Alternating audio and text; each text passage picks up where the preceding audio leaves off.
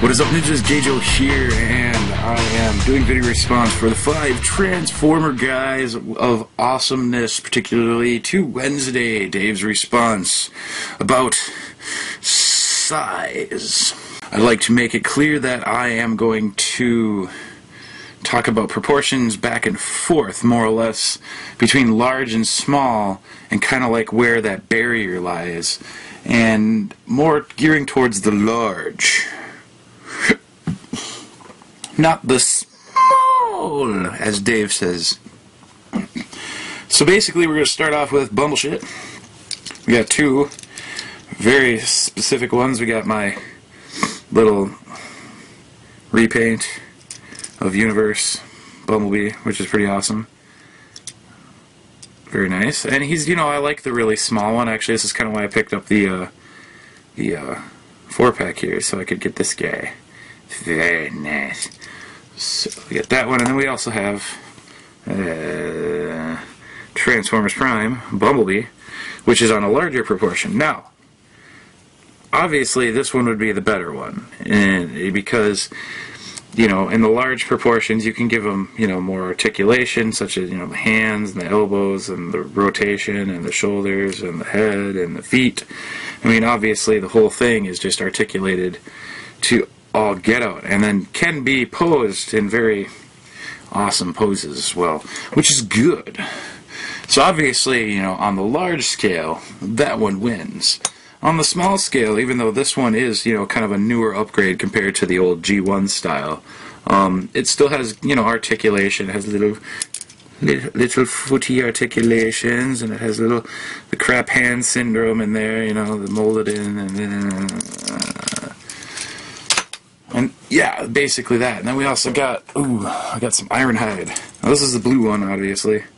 We got little Ironhide here, and this one actually is a good example of fine engineering as far as like how it all gets painted out. As you can see here, it's like very nice. So you can see he's got great articulation. He's got the elbow and the thing up there, and the knees and the feet. I mean, he's basically just articulated like his Voyager class.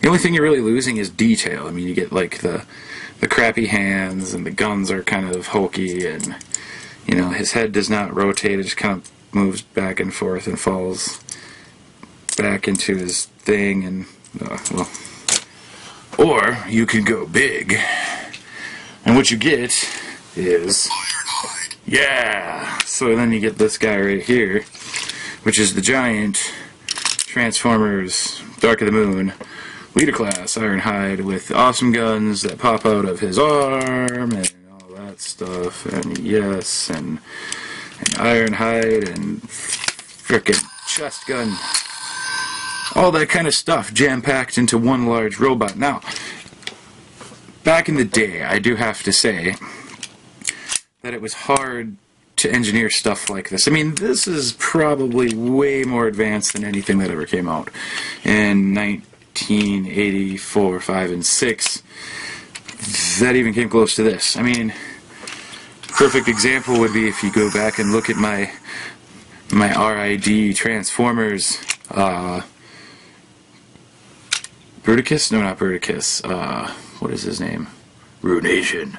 Ruination, if you go back and watch Ruination, it's just basically a robot that just kind of does the thing, not the whole in and out and the legs and the whoa.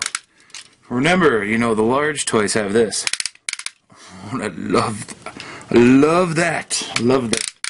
It's awesome. Even the kind of like larger toys, those were nice back in the day. So then, we got to move on to the main feature, obviously. Main guy. Optimus Prime. Now, here, itty bitty Optimus Prime, not the smallest one, obviously.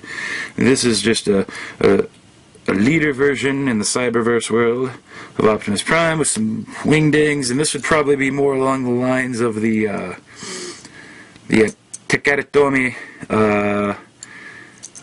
big backpack wings, jet wings Prime, and this is pretty much a mini version of that now. In America, we did not get jet wings Prime, we got this we got Ultimate Optimus Prime with the trailer and the bonus awesome armor. Now, as you can tell, I really do like my Ultimate Optimus Prime. However, it's hindered by the fact that it is so large.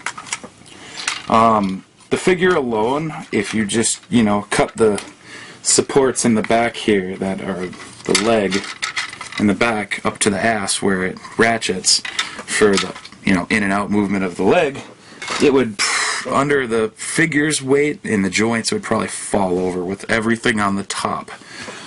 So, you know, I mean, engineering something like that, obviously they had, you know, like limitations to, well, he, you know, should we put a leader? No, that costs too much. I mean, it's basically, you know, it just depends on it's all about the media. It's all about what it is, who is it, you know, it's like what figure is it, it all depends, you know, and obviously, you know, we can't have a mass shifting transformer because, you know, yeah, they just can't have that. But I mean, the fact that you can represent it, like, you know, in a scale, it's kind of like, oh, he's a little Megatron and now he transforms into a gun that you can hold. That's kind of cool. I mean, it's just, like I said, it's all about content. You know, it's all about content. You know, Bumblebee is good small, while Optimus Prime is good big. You know, it's just like Ironhide. Ironhide is better big. You know, this guy, love this guy. If he was bigger, why? You know, he's perfect this size, you know. I mean, it's kind of like this guy. You know, a little crappy. No. Why would you want that when you could have this? I mean, it's simple. It's like sometimes you want small because getting the bigger version really doesn't make it that much better. It just means it's bigger and clunkier and probably engineered poorly. Who knows? I mean, it could be anything. But, you know, nowadays, larger can possibly be better, but still, like I said, you know, usually you lose structural integrity once you start getting too big. You know, so kind of like in the middle of the road is where I'd have to say, and go with as far as size of toys. So this is Gajo with a response to Dave. Dave, I will talk to you later. Transformer community, talk to you later. Awesome Transformers guys, talk to you later. Peace out.